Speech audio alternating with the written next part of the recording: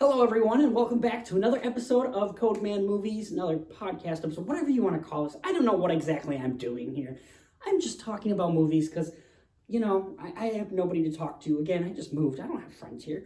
So anyways, guys, welcome back to another episode, another whatever. Again, we're just going through the exact same thing over again. Anyway, guys, welcome. It is a beautiful day here in Greenville, South Carolina. It's going to be like 63 degrees. So excited for the day today. So guys, I'm gonna let you know something right away. I'm going to admit something to you guys right away. So I stopped drinking coffee for a while because I hated how much I was relying on caffeine. And I started drinking athletic greens instead, which is great actually. They're not a sponsor of the show. I wish they were a sponsor of the show. Or whatever you want to call it, partner with the show, whatever you want to call it. But anyways, guys, I started taking that, and I realized I didn't need coffee anymore, and it was great. Well, I ran out of athletic greens, and also big news, guys, I did get a job. I start my new job tomorrow. We'll see how that goes. So, I had to get up early this morning to get myself prepared for getting up a little earlier tomorrow morning. Because I've been kind of just sleeping in, letting my body rest, basically recover from the last year of working at Back 40 in a bar restaurant kind of environment. So yeah, I was very tired and groggy this morning. So I went and got coffee for the first time in a very long time. Guys, holy crap, am I feeling it? Caffeine is a drug, guys, because I'm like, wow. So yeah, that's the thing I just want you to know. I might be talking a little faster today on accident, not on purpose, I promise. And I might be a little crazy today because I've had caffeine and it's a little, so yeah, guys, drinking today, I will not be drinking any kind of alcoholic beverage. I'm going to be drinking ice water here, just because I'm feeling a little crazy, but it's also the perfect time for me to film my podcast because I am motivated, I'm ready to go, ready to talk, ready to, you know what I'm saying? I'm going crazy. So I'm drinking water, guys. It's also 10 o'clock in the morning here, 9 o'clock in the morning. What time is it? I don't even know what time it is. Guys, it's like 9 o'clock in the morning. So I probably shouldn't be drinking alcohol. I'm not an alcoholic. So yeah. Guys. That's my big introduction, guys. I did get a job. Woo! I had to have coffee today, just start preparing myself for what's going to come. So yeah, little hyper, little crazy. I'm not, my hand is shaking. But anyways, guys, you know what? We come here every day not every day. We come here every week at least to talk about movies. So let's talk about some movies I've seen this week, guys. Starting with The Sting, I should say. We watched this movie in film club. The category, I believe, was the 1970s. So great movie to pick for that. This movie went on to win 7 Academy Awards, including Best Picture. And deservedly so, because this is a really great movie. Spoiler alert, I guess. Such a great movie, guys. Redford and Newman are absolutely incredible in this movie. They have amazing chemistry in this movie. I love every second that we see them together as a pair on screen. Not enough of it, almost. Just absolutely love their chemistry. I love the 30s look of Chicago, as you guys may know from watching other episodes of my podcast thing here. I love Chicago. Chicago is my favorite city ever. It's my favorite place ever. I just love Chicago. Not so much in the wintertime probably, but more in the summertime. I've never actually really been there in the wintertime. The worst I've been there was November when there was no snow. But it was still like 30 degrees, 40 degrees, and it was cold. And, it's not Greenville, South Carolina, where it's 60 degrees. Hell yes. Anyways, guys, I love Chicago. So for me, seeing Chicago in the 30s was really cool, really interesting. I really enjoyed that aspect of it. It also looks so different than today's. It's so interesting to try to figure out where they're at and compare it to what Chicago is today. I find that so interesting and so fascinating. So I love how much Chicago also feels like a character in this movie, even though it's not really, it's really just a place they're at, but it feels like these characters really are in this character of Chicago almost. It's weird to say that, but the score is so iconic. We were talking about it in the film club group, just how amazing and iconic that score is from The Sting. and how it's used in everything, really. It's been used in commercials and TV shows and other movies and such like that. Like, it is such an iconic score. I forget who did the score. Does it say on here? Music adapted, Marvin Hamlish, maybe? Directed, I'm going to go with Marvin Hamlish. I'm going to try to start using more people's names in my reviews here, just because I think that's important. I really do. I want to give credit to everyone, not just say the score's great. I should say who the score person is, blah, blah, blah, composer. Guys, I also just love this movie, period. I love a movie with cons, with con men in it and all these cons going on. I just love that. I really do. I enjoy that aspect of a movie. You know what I'm saying? It's just fun. It's great. I think I might have missed a movie. Maybe I talked about it. I don't know. I don't think I have. Maybe I did. Anyways, guys, where was I? I don't know. Coffee's getting me. Guys, I really love this movie. Everything about it, the technical aspects of this movie are great. It won Academy Awards for a reason, and it's such a great movie. I love the story. I love the partnership of Redford and Newman. It's just such a great movie. There's title cards throughout the movie, kind of like putting it in parts, and I kind of love each part and how we get introduced to each part. I absolutely just think this movie is a classic. If you haven't seen this, check this movie out. It doesn't matter if this movie's from the 70s. I was talking to somebody, they're like, but that movie's old. Who flippin' cares? Just because a movie's old does not mean it's bad. Movies from the 70s can be great. And yes, there might be certain things dated about it at times, like effects or such like that. That does not mean it's not good. It bugs me. It bugs me. My little rant is over. Actually, no. I have another rant to talk about, but we'll talk about that a little bit later. So you guys, The Sting, a really great movie. If you have not checked The Sting out, you really do need to. I'll give Sting like a 9 out of 10. It is such a good movie. One issue I probably have with it is just some pacing issues, a little at times. It's like 2 hours and 9 minutes. I think it could be put down to 2 hours and just be a little more tighter of a film. Next up, guys, The Sixth Sense. His M Knight Shyamalan's movie came out this last weekend. This last weekend. It's Tuesday, the 10th. It's Tuesday, February something. M Knight's new movie came out. I wanted to watch a few M Night movies to prepare for another M Night movie. So I watched the classic Sixth Sense movie, guys, and I don't know what needs to be said about this movie, guys. This movie is brilliant. It is such a great, it says #1 thriller of all time, and it is got some really great thrilling moments. Every bit of the technical aspects of this, the editing, cinematography, all that is really great. If you don't know what the movie's about, basically a therapist. I didn't really say what the Sting was about. I'm trying to do that too, guys. I'm trying to do a lot of things to make this a little bit better for everybody. It is what it is. I'll keep working at it. This is not going to be great for a while, but we'll get there, guys. I'll eventually be really good at this and be a bajillionaire making money off YouTube. Probably not.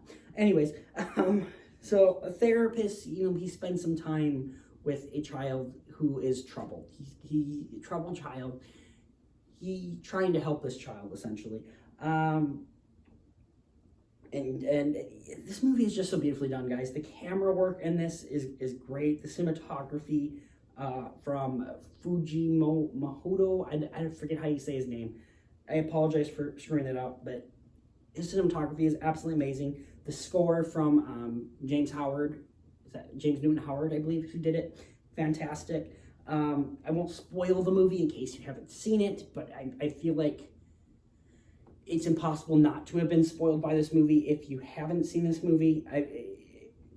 But I won't spoil it. I won't spoil the ending, but it is such a great twist ending that is just something you don't see coming. But it's great rewatching this movie after knowing that twist, because there are signs throughout the movie, just sprinkled throughout this movie, that show you the sign, that twist that's coming.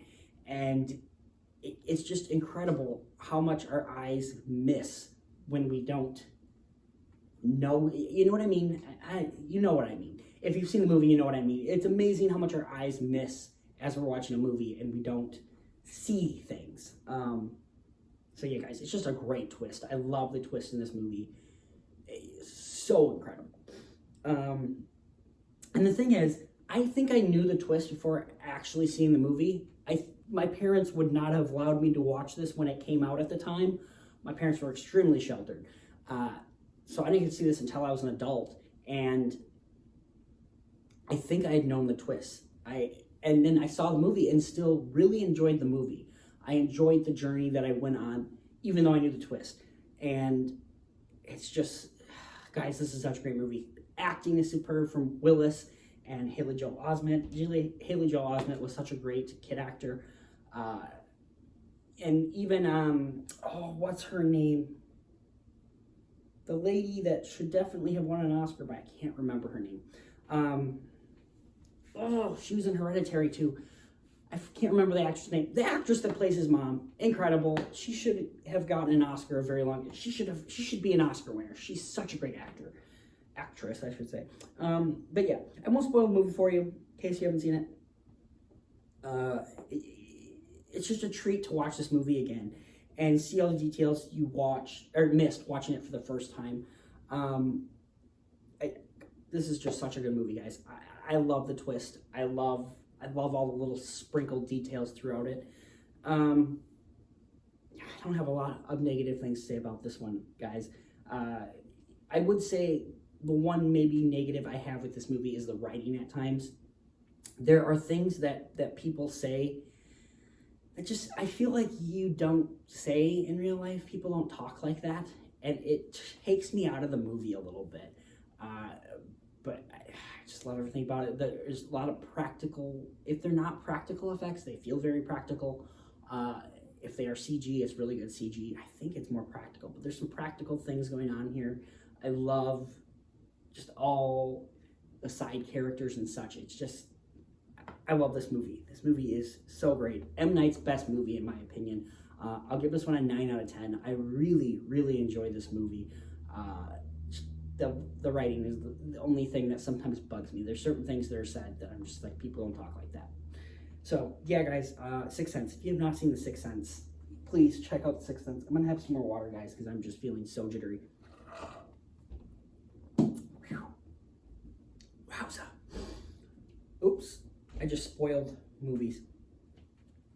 Next up, guys, I watched Old. Old was the last movie M. Knight Shyamalan did back in 2021, I believe. I think it was, summer of 2021.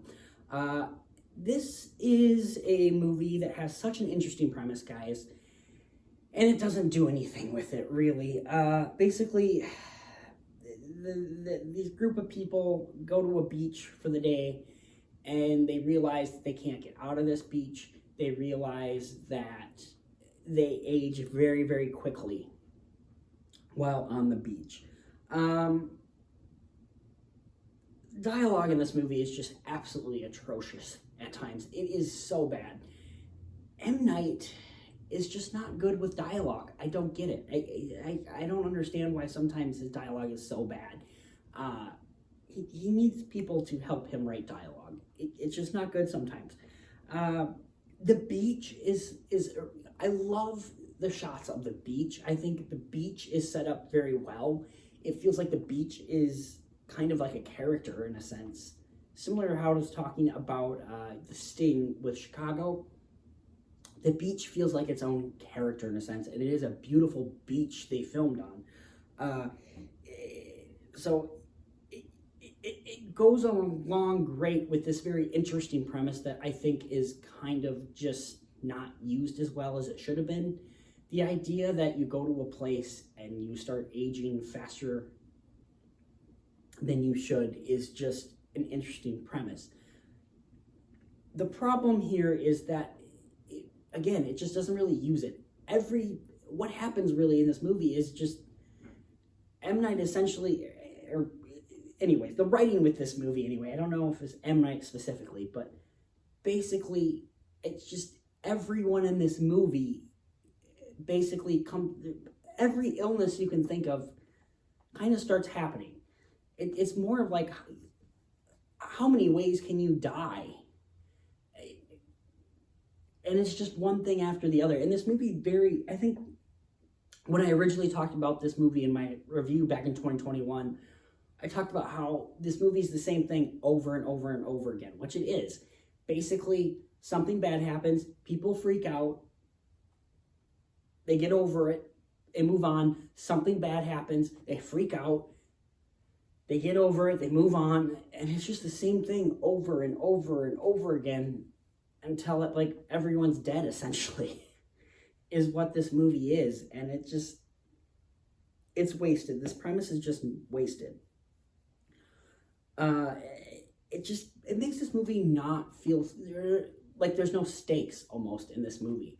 And I think a lot more could have been done. I think there could be something really interesting here, and I just don't think it's used properly. I've never read the graphic novel this is based on. I kind of would like to, though. I want to see what the graphic novel is like. Probably the worst thing about this movie is the ending twist.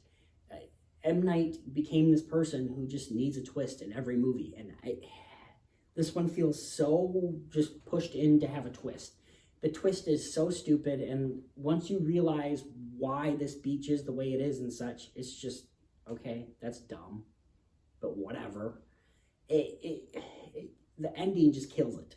It really does. I think this movie could have been a lot better if that twist was not even in the movie. I don't know. I don't exactly know how to describe it without completely spoiling it, but the twist sucks. Twist just sucks with this one. And it just kind of gets, this movie just gets stale very fast. It starts out really interesting with some really bad dialogue, but it starts out interesting and it just gets bad from there. It really does. All the characters are just kind of one note. They're one thing, I'm a doctor. I'm a father. I'm a mother. I'm a big buff guy that looks scary. That's it. I mean, there's nothing to it. There's also just some icky-ish things that happen here with kids that, yes, look like teenagers, but when they got to the island 5 minutes ago, 20 minutes ago, they were 7, 6, however old they are, and it just feels icky. And then again, things happen with them that 5 minutes later, it's past and it feels like it's forgotten.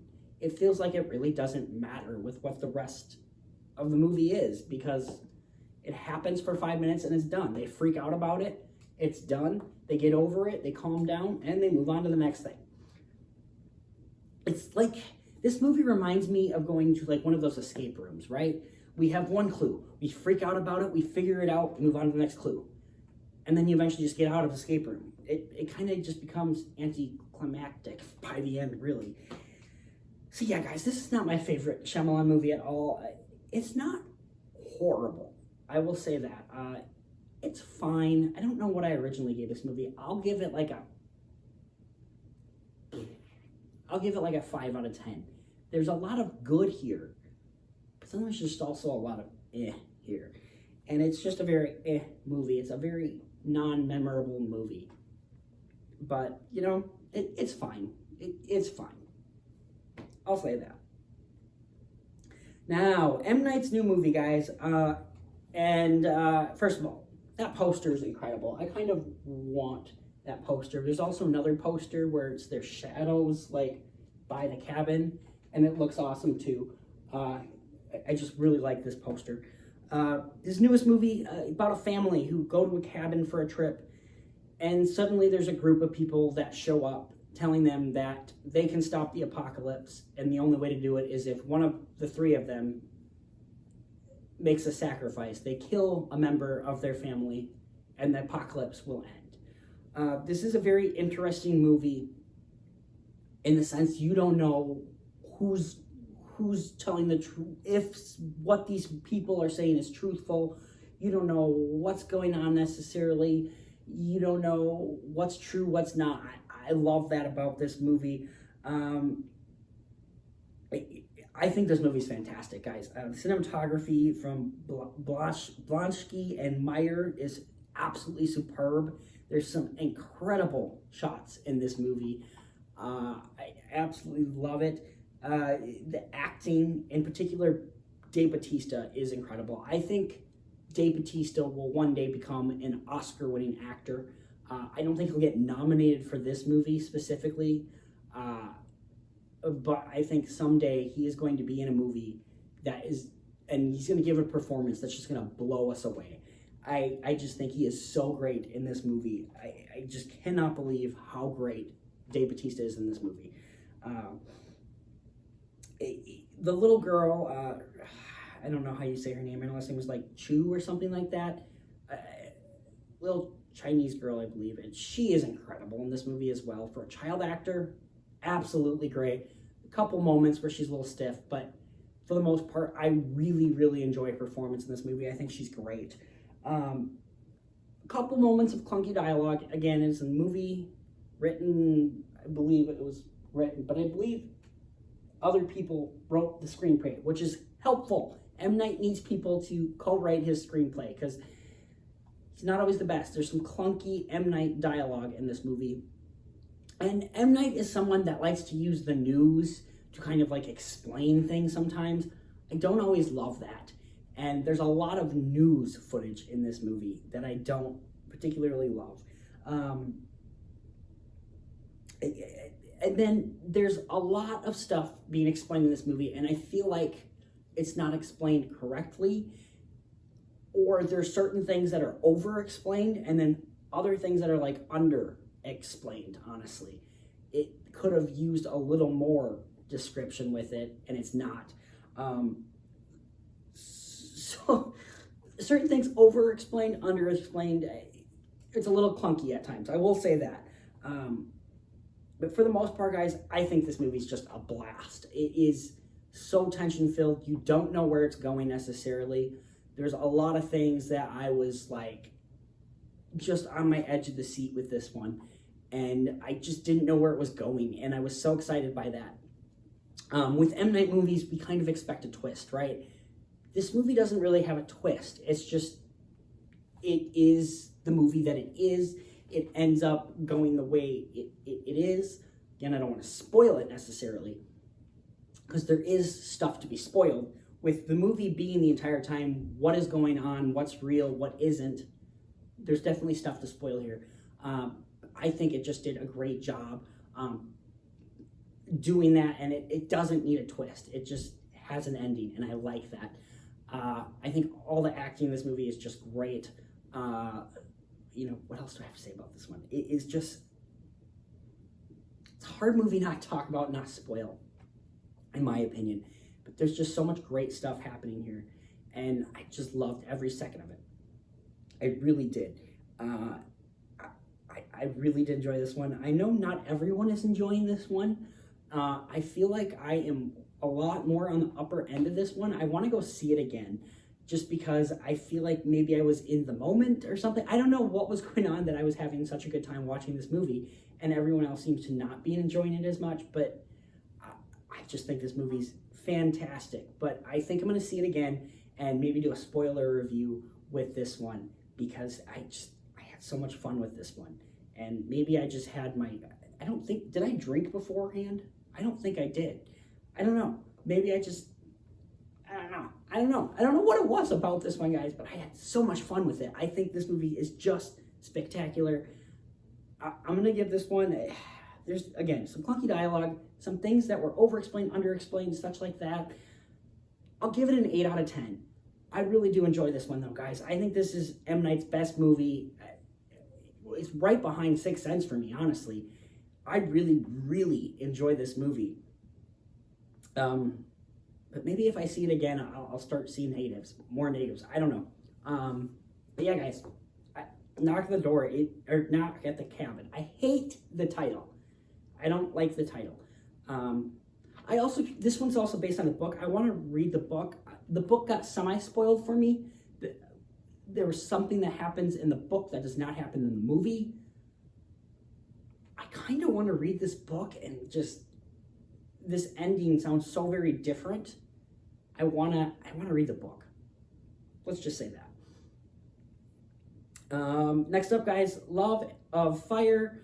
I needed to watch this for the Oscars.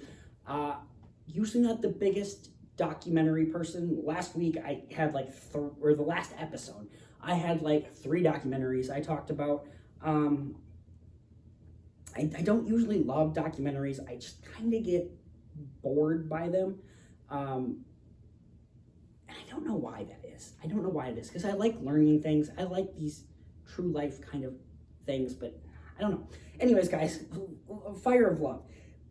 Documentary about a couple who studies volcanoes, and this is an absolutely great documentary. First of all, the couple we kind of follow in this movie are a very interesting couple. Something I really related to with this couple is they say in the movie how they talked about how they don't want kids. They want their children to be their work. They're studying of volcanoes, and it is so fascinating, so interesting, and the footage of volcanoes that they use in this documentary is absolutely incredible. I remember being in middle school and just loving the idea of volcanoes. Remember when you did those volcano projects where you put in whatever you put into the volcano to make it erupt? And I think, I don't know, baking soda maybe? I can't remember what it was, but you made volcanoes. It was so cool. It brought me back to my middle school age where I was just so fascinated by volcanoes. And you learn so much interesting stuff about volcanoes in this. And it is such a visual experience that I wish I could have experienced in theaters. I remember when I went to Lollapalooza this summer, it was playing. My buddy Mac and I were going to go see it, and we just didn't really get the time. We were doing other stuff, going to a lot of shows, drinking, having a good time. I wish I had taken some time to go see this movie in a theater, because it would have been such a great theater experience. Maybe they'll bring it back before Oscar time. I don't know. Maybe I'll get a chance to see this one in a theater. I hope I do, because it is just so astonishing to see these volcanoes on the screen, and it's just so beautiful visually. I really did enjoy it. So beautifully done. One thing I would change about this one, though, there is narration throughout the movie. I don't think it's necessarily needed. There's definitely moments where we need some narration towards the beginning, towards the end, but it's throughout the documentary. It's not needed at times. It's telling me what I'm seeing, and I only need to see it to know what's going on. Other than that, though, guys, this is a great documentary. Absolutely recommend this. It is on Hulu. It's on Disney Plus. Such a great visual experience, guys. And if you get a chance to see this in theaters, I don't know that they will bring it back to theaters. I hope they do. I have a really great movie theater here that has 20 screens, so they can put on so many different movies, and I love that. So there's a chance I might get to see this again. So we will see. But Love and Fire, guys, I'm going to give this a 9 out of 10. This is a fantastic documentary. Like I said, the narration is really the only thing that bugs me about this. But the couple you meet in this documentary are such interesting people, and just an absolutely terrific documentary. I think great direction and all that fun jazz. So, yeah, guys, it's a great documentary. I highly recommend this one. Next up, guys, 80s for Brady. Now, I want to tell you my experience with this movie-going experience. So I always get to the theater right about as the movie's about to start. If you're someone who goes to Regal, you know that there's the introduction with the movie lines. That is terrible, absolutely terrible. I miss AMC, where Nicole Kidman was telling me, AMC, we make movies better. I miss that, because I hate these cringy, awful movie lines that they use. But that's usually when I get into the theater. I don't want to see trailers. I just think movie trailers are spoiling movies so much nowadays, and we're seeing stuff that I don't want to see. I want to wait to be in the theater to see it. And, you know, like even the first initial thoughts for Ant-Man and the Wasp are coming out. And they're saying the trailer spoiled way too much. And I'm so glad I'm not seeing trailers. I've seen the teaser trailer for Ant-Man and the Wasp, Quantumanium, and that is it. And I don't want to see any more. I just don't. And I won't be seeing anymore. So I always get to the theater right as it's about to start. It's about 15, 20 minutes. I get there right as it's about to start. That is the great thing about reserve seating, is that I can just go there last minute and not see any trailers. So anyways, guys, I got there at that point. The theater was fairly full. It's not super full, but it was fairly full.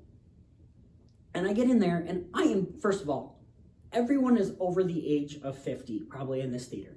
It is all older people, which makes sense. And the movie's about women in their 70s and their 80s. It makes sense. So only one in there. And so immediately the only one in there. Mostly women, guys. A couple older women with their husbands. A couple, though. Mostly female friends going to the movies together. This theater has alcohol. And you could tell quite a few of them purchased alcohol because they were just chatting and talking the entire time. For this kind of movie, guys, it's fine. I get it. I get this one. So I was fine with it. Except for the one, there was two gals right at the end of the movie. They were just talking and laughing the entire time, even during parts that weren't funny. Just hooting and hollering the entire time. They could get kicked out. But other than that, it was fine with the other little chit-chatting going on. This movie is very loosely based on a true story. There was basically a picture in the paper of 4 women who was wearing Tom Brady jerseys, and they 80s for Brady.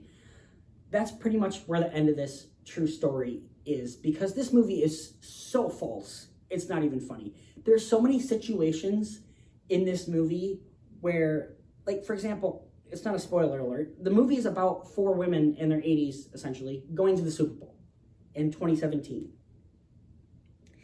And they are getting into parts of this stadium that would have freaking guards with guns. I don't know how they are getting into sections of the Super Bowl so easily, but they are. They're just like sneaking in. And then they get in there, and there's staff in there, and there's like, hey, you can't be in there. And they just all of a sudden take over microphones and stuff. It's like, okay, yeah, that happens in real life. This movie is so unrealistic. It blew my freaking mind. Everyone in the theater, though, thought it was hilarious for some reason. I don't think it was hilarious. I was just like, oh my God, this is not real. This is so stupid. I will say this, guys. The cast here, fantastic. Lily Tomlin, Jane Fonda, Rita Moreno, Sally Field. Let's get rid of Tom Brady. Tom Brady is a terrible actor. He's playing himself. He's a terrible actor. All the women, I think they kind of know what movie they're in. They're giving it their best shot. They're trying to make it better than it actually is.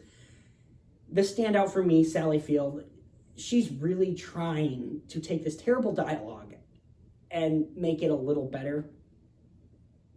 And they are funny. There's moments that I was laughing throughout this movie. Not a whole heck of a lot, but there were moments where I was laughing throughout this movie. The script is terrible, guys. It's very terrible. There's also a lot of parts of this movie that are very boring, very cliche, very predictable. Basically what this movie is, guys, is let's take older women and put them in younger women's scenarios. So, like, for example, minor spoiler, I guess. It's really not a big spoiler. These women get into Houston, Texas, where the Super Bowl's taking place, right? And they kind of branch off and start doing things that younger people would do. So, for example, Sally Field goes and does a hot wing competition. Not because she wants to do a hot wing competition, but because she's hungry, guys. She's hungry. And this also feels like self-promotion for Guy Fieri. Guy Fieri's in this movie hosting this hot wing competition. And, you know, she's with these younger people who are like in their 20s and 30s eating these hot wings. And like they're taking a bite going, oh, hot, hot. I have to drink milk, it's bad. And Sally Fields and Guy Fieri's like, hey, you don't have to eat all things. She's like, I'm hungry, I'm gonna eat them all. And that's the joke. It's not funny in my opinion. Again, everyone in the theater was laughing. I'm just like, oh my God, this is so predictable. And your premise is essentially just, let's put 80-year-old women in young people situations. And it's gonna be funny because they're doing young people things. It's not that funny. It's really not. It's just ridiculous. And that's pretty much what this movie is, guys. I found myself rolling my eyes a lot. These elderly people, especially these elderly women who had been having a few drinks, definitely were having a blast. And I'm glad people are having a blast with this movie because there's nothing wrong with that. Again, these women give it their all. Just not particularly that great. It gets so silly, so ridiculous, so cheesy at times. This movie makes it like these women are the reason that Tom Brady won the Super Bowl. And it was one of the most, I forget, I'm not a big football guy. I don't understand why people get so excited over football. I just, even when I've gone to an actual football game, it's like, yeah, this is fun, this is cool. But like, oh my God, this is incredible, blah, blah, blah. Like, why people freak out when their team loses and get back, guys. I apologize for that weird little edit there. It's kind of good, though, because, well, what happened, guys, my phone got cut off. My phone's stupid sometimes. But it's kind of good, guys, because I went on a little rant there. Basically, what I want to finish saying, though, is that I don't understand why people freak out over sports so much. Like my father, for example. If his team loses a football game, he's pissed for, like, the rest of the day. Completely ruins his mood. If his team is not winning, he literally tells people to leave the room. That is not okay, in my opinion. That is something that's creating hate. And again, people, and what I said that you guys didn't hear was, people will say, well, Cody, why do you love movies so much? Why do you freak out over movies? I freak out over movies because I love them, yes. However, if a movie, my example is like Thor: Love and Thunder. I love all the MCU movies. Thor: Love and Thunder was a huge disappointment of a book.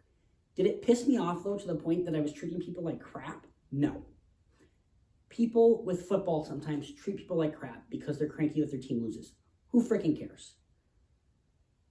I mean, I get it. Again, I understand why you might be disappointed, but to treat people like crap, that drives me nuts. And some people will do that.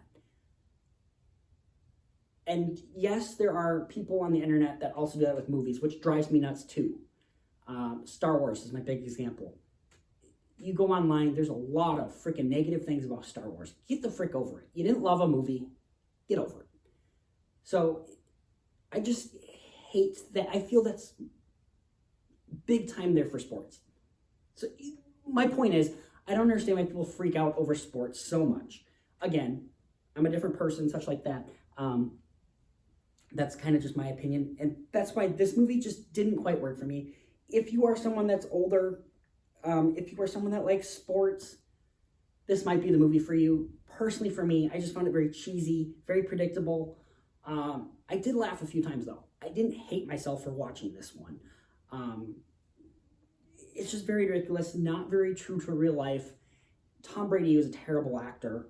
There's just some really stuff in here, in my opinion. Again, I'm not insulting you if you like sports, by the way.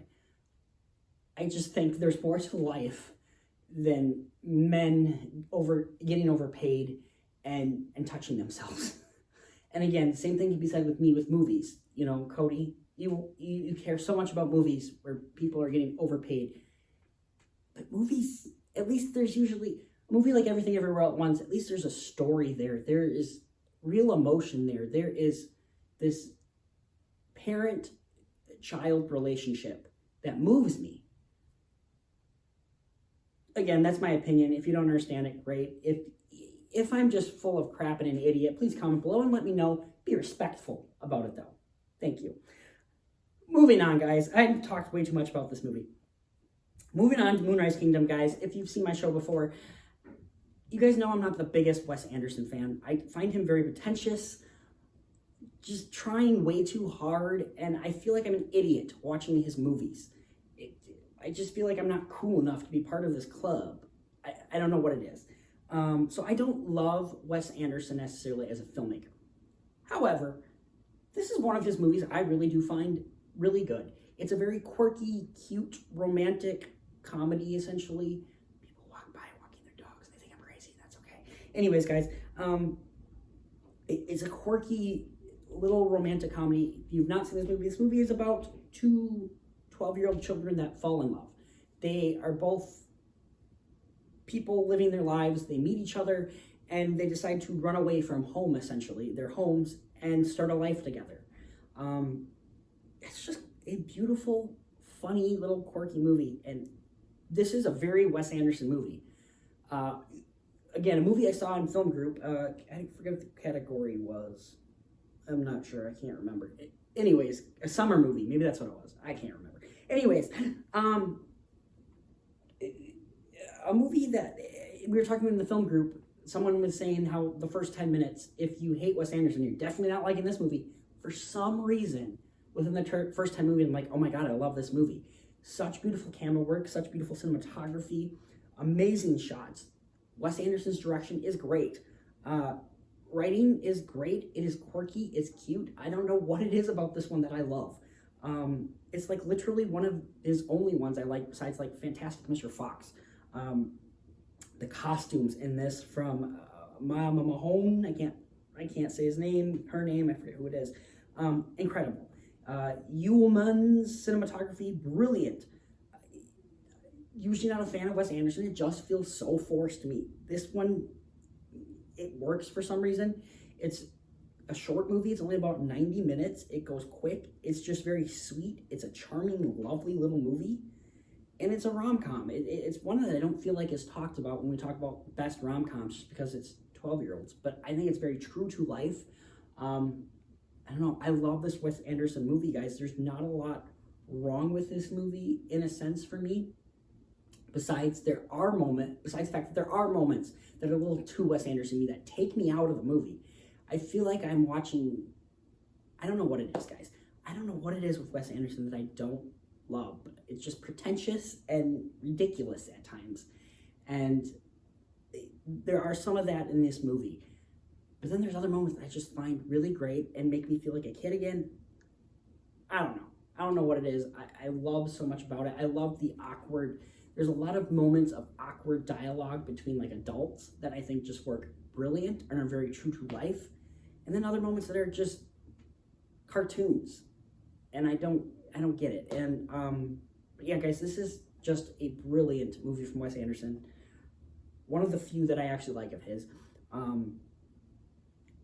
There's not much else to say about this one. Like I said, it's not a very long movie, so there's not much to talk about, but like the shots, the blocking, the camera angles, the everything about this movie is great. There's a guy kind of like narrating scenes, and it's so weird and quirky, but it's so funny and it works, and it's just such a sweet little movie, and I love this one. I don't know what it is, but I love Moonrise Kingdom. Again, one of the few Wes Anderson movies that I really enjoy. If you don't like Wes Anderson, I might recommend giving this one a try. It is a very Wes Anderson movie, and if you don't like it within the first 15 minutes, I would say you could probably stop. For me, this one works. I don't know why necessarily, but yeah, I think it's a brilliant movie. I have so much fun with this one. Like I said, very cute, very quirky, very funny. I don't have a lot to say. It's a very beautifully done movie. I would say the only thing that takes me out is just some of the Wes Anderson things that do happen. I think they're a little less in this one, or it works because they're kids. I don't know what it is. I'll give this one a 9 out of 10. I don't have much to say about this one. It is just really an enjoyable experience for me in this one, and as someone who does not like Wes Anderson, I don't know, it just kind of works for some reason. Last up, guys, I went and saw Avatar: The Way of Water in IMAX 3D again last night, just because I know it's going to be leaving soon, just because of Ant-Man the Wasp coming out. So I want to see it one more time, because I don't love this movie. What I will say though is it is an amazing experience to see in IMAX 3D. If you haven't gotten a chance to go see this in IMAX 3D, I do recommend it. It is long. It is not the greatest movie in the world, in my opinion. I do not understand why this movie is in people's top 10s. However, it is an experience. And I do enjoy it. First of all, I have a little rant for you guys here. I love Regal's subscription pass. I love that I can see unlimited movies for $25 a month. I do pay upcharges for like IMAX last night. For the IMAX 3D, I paid $7. I'm totally cool with that. It took off basically the $10 extra charge that it would have been. I'm okay with that. I think that's still a really great deal. What I do not like about Regal, guys, is first of all, they have kiosks where you purchase your tickets. That's kind of cool. I'm okay with that. But the staff, guys, there was no one behind concessions at all at the Regal I went to. They were kind of huddled over in the corner. And this movie requires 3D glasses. And I wasn't, there was no concessions to go get glasses. So I went over to the booth where 3 employees were talking. And I went, hey, where are the glasses? And they're like, over on the side of the wall there. Gray ones. You're watching an IMAX, right? Gray ones. And that's it. The staff they didn't even say hello to me or nothing. They just, glasses are over there. Like that bugs me. It makes me miss my old people in Eau Claire. They were AMC, and now they are local. They're Micon now, and they knew me. I was going there forever, so they knew me. However, even with people they don't know, if it's a 3D movie, yeah, here's your 3D glasses. I hope you guys really enjoy the movie. As simple as that. Going to the cinema should be an experience. That's why I love going to the movies so much. And part of that experience that would make it a lot better is if the staff made it more of an experience. Regal staff just do not. I've been to 3 Regal cinemas in the area now, and all of their staff are just miserable, they seem. They don't talk to me much. They are so annoying at times, actually. With these self-kiosks, sometimes they'll literally be standing in the middle near the concession stands and be like, can I see your ticket? You're in theater 13 over there. And I went, and it just makes me go, yeah, I can read my ticket, 13, and I can see the numbers. Like, I don't need you. You are a worthless excuse of an employee. And again, they're not even friendly. They're just like, give me your ticket. I need to see your ticket. They don't even go, hey, how's it going? Would you like me to help you show you? Or do you got your ticket? Would you like me to help you show you your theater? They're just terrible. And last night, I just think it was terrible. Just the worst, because this movie requires 3D glasses. Someone should be giving me 3D glasses. Instead, they're just on a table lying there for you to grab. I hate that. I don't like that. I miss my AMC crew, my AMC amazing crew. Shout out to my people, my AMC ones. They're the best. And if you're going to Eau Claire, Wisconsin, go to the Oakwood Micon movie theater. They have the best staff. Say hi. Say Codeman Movies sent you. They're the best. They really are. They're a cool group of people. And they don't have recliner seats and stadium seating, but the screens are bigger than the other movie theaters in the area there. And they have the better staff. They're going to give you an experience. You don't need to go see your trailers, guys. Talk to the staff. Wait the 15 minutes before the movie starts and have a conversation with the cool people at staff. So yeah, that's my little rant, guys. Regal people suck. AMC people who are now Micon, Oakwood, they're awesome. You guys are the best. Go there. Let's talk about Avatar: The Way of Water now, guys. I'm going to talk spoilers for this one because I have seen this one before. It's my second time seeing it. I feel like I can spoil it now. It's been a while since it's been out. So yeah, guys, spoilers for Avatar: The Way of Water. If you've not seen it, stop talking. Stop watching because I'm going to completely spoil this one. So yeah, there's your warning. Spoilers, guys. First of all, this movie has amazing visuals. It is incredible that this is all essentially made in a computer. Motion capture made in a computer. Hey, stop honking, douchebag. Great 3D, guys. This movie is very immersive. When they go underwater, it's incredible. It's so beautiful. It feels like you were in water. I kind of would love to see this in 4DX or whatever, where you have like water spraying at you and the air and stuff like that. I think that might be cool with this one. So it is a visual masterpiece. It is an experience for sure. What I will say though, some of the dialogue isn't the greatest, guys. There's the scene where they're going on the human spot, and Sig's character and the brother and Spider are kind of like arguing, and it feels so clunky and forced dialogue, and it's just Spider is a character as well. I think the actor is very wooden at times. There's moments where he's great, and there's other times where he's like, no, don't, guys, stop it. Please, please, it's bad. Where it's clunky and bad, and I just don't think he's good. There's just a lot of moments of it. This movie is just so much too, guys. It's so overload for me. The first 35 minutes is previously on Avatar, and this is what's been happening since Avatar. And there's so much it's setting up. And it's just so much. And then it's like 45 minutes before we actually get a story, it seems like. Like, oh, these bad guys are coming, we have to go. And then it becomes the first Avatar for me, guys. Except with Sully family. The family in the first one. They go to an alien planet to research with them. They end up living with them. Fight at the end. This movie is the family needs to go because they're being hunted, which is kind of selfish in my opinion, because they're just putting this other group now in danger. They have to live with them. There's a big fight at the end. It's the same movie as the first. I don't understand why everyone's saying this movie is so much more original than the first. No, it's not. It's the exact same freaking movie with 45 minutes of introduction. Sorry, I'm trying not to rant. But like, I just don't understand this. It is the exact same movie. It really is, just with all these other characters, which makes it feel so much more bloated for me, guys. There is so much going on in this movie. We have Sully and Neytiri, which are sidelined. Thank God. I love Neytiri. I think Zoe Saldana's great. I forget his name. Sam something. Worthington? Worthington, that sounds right.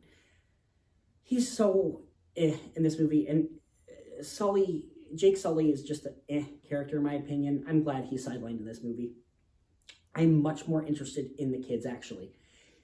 But the thing is, you have so much things going on with these kids here. You have the older brother who's kind of nothing in this movie. When he died, it was nothing to me, guys, because his only thing in this movie is, I'm the older brother, I should be responsible. That's his thing. That's it. The younger brother, it's my favorite part of the movie. He actually has stuff he's going through. I feel like he's what is more focused on in this movie, and I think that's great. But then you have Sig's character. I can never say her name. Signorgi, I can't say it. I'm just going to call her Sig. Sig's character, there's a lot they're setting up here, right? And I feel like it's going to pay off in the next movie, but like, I just don't feel like it goes anywhere. She's weird because she is the daughter of a clone thing. I just feel like there's so much there. Then you have Spider, who there's this whole thing where he's the son of the clone guy, dude. And it just, again, I'm sure more's going to be set up. But like in this movie, it just, I don't feel like it really goes anywhere. And then you have just the younger little girl, daughter, whatever, she's there. There's just so much, guys. So much going on with the characters. And it's just too much. And then you have everything going on with the other tribe and such like that. The water tribe, I'm going to call them. And there's just so much they're setting up for in the third. And I just don't feel like this is a complete story. The ending feels very Titanic. It's just a ship going down, and they have to get out of the ship. There's fights and stuff going on, yes, but it feels like the end of the Titanic. The world that they set up here is beautiful and great, but it's just so over bloated for me that it's so much. There's so much going on. And the best way for me to describe this is the way Scorsese talks about comic book movies. This feels like a roller coaster ride, guys. I don't feel like there's really all that much substance. There's so much, there's a lot of substance in a sense. There's so many stories going on that it's just like too much. This movie does not need to be 3 hours and 20 minutes or whatever it is. It can be 2.5 hours easily, I think. If we just cut back on some storylines, cut out some characters that really don't need to be there, and just stick with what we got. Stick with the important parts. That's totally cool that you're giving the son now the story. Give him the story. We don't need the older brother. We don't need the 2 younger siblings necessarily. It just feels over bloated for me, guys. And again, I don't hate this movie. It probably sounds like I'm hating on this movie. I don't. It's just a lot is going on, and a lot I feel is being set up. It is beautiful, and I love that experience of this movie, but I'm never going to watch this at home, guys. And if I do, it's because I don't remember what happened, and I need to rewatch it for the sequel, to go see the sequel. That's the only time I'm going to watch it, guys. This is a theater-only movie for me, really, and I don't feel I need to see it anywhere else. So yeah, guys, that's my big thing with the first and second Avatar. I saw the first Avatar again in theaters in September. I remember little points of the movie, and more than anything, I remember those little points of the movie because they kind of show up in the second movie. So it's not a memorable movie for me. It's in one ear and out the other. I feel like I'm going to forget large portions of this movie by tomorrow. And that's disappointing to me, guys. If I'm going to go see a movie, I want it to be memorable. Again, I don't hate this movie. I think it gives this movie a 7 out of 10. I'm going to stick with that 7 out of 10. It is beautiful technically. Everything about it in that sense is great. The direction, cinematography, the editing, sound mixing was great. But the story is all over the place. The story to me is convoluted. We're setting so much up here with all these characters, too many characters, that it's just, by the end of it, I'm like, where is this going? I don't care. Maybe I'll care more by the third movie. I don't know. I thought the first Avatar was like a 6 out of 10. I give this one a 7 out of 10. It's going up. Maybe the next one will be 8 out of 10. One after that might be 9. I don't know. We'll see. But as of now, guys, this just feels very incomplete, all over the place, very messy. And again, I'm enjoying the experience. I'm enjoying the ride at the theater, not at home. And that for me is an issue. There's no rewatchability in a sense to me. It's just pretty images, pretty 3D, and that's it. So yeah, guys, that's about all I have left for this one then.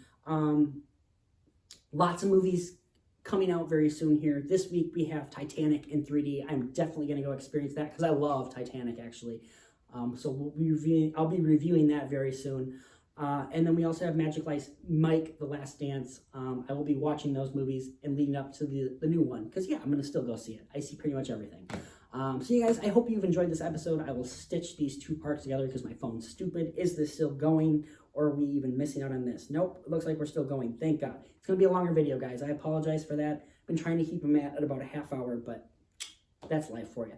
So you guys, I hope you have been enjoying these extra videos. I'm going to start working more. So, we'll probably go back to about 1 a week. We've been getting a few extras here. I'm going to have a tour of my apartment very soon for you. I've been slowly putting up posters and stuff like that, making it more homey. So, yeah, guys, more to come very soon. I hope you guys have enjoyed. Please comment down below, like, share, subscribe. Hey, guys, we made it to 80 finally. That was my goal for the end of 2022. We're in 2023. I made it to 80. We're a little late, but you know what? Better late than never. My goal for this year is let's get to 100 by the end of the year. That's only 20 more subscribers. Let's do it. Please tell me things you'd like to see me, do better on, focus on, whatever. I'd like this just to be something we all can join in and you're my therapy, guys. I can't afford a therapist right now. You're my therapist. I'm telling you what I'm feeling, blah, blah, blah. I'm going crazy, all that fun jazz. I apologize, I'm all hyped up on caffeine. Anyways, guys, I hope you guys have a good one. Keep watching movies, keep being happy, keep being healthy, keep enjoying your drinks, enjoying life. Have a good one, guys. Bye.